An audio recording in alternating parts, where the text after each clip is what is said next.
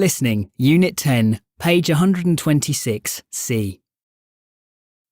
1. The feeling you get when you're standing on it is magical. When you feel the heat of the lights and know all of those people are watching you, it's very exciting. 2. Most people prefer to work at the front of the theatre, doing the lights or sound. But I like working here.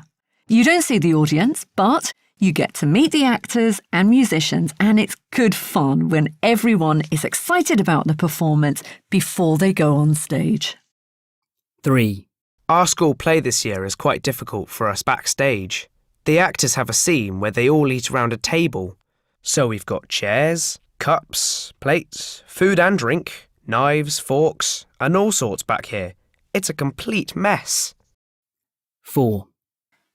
There isn't much room in here. There are 15 girls in the play, and we all put our costumes on in here. You have to be very organised, or you start losing things. 5.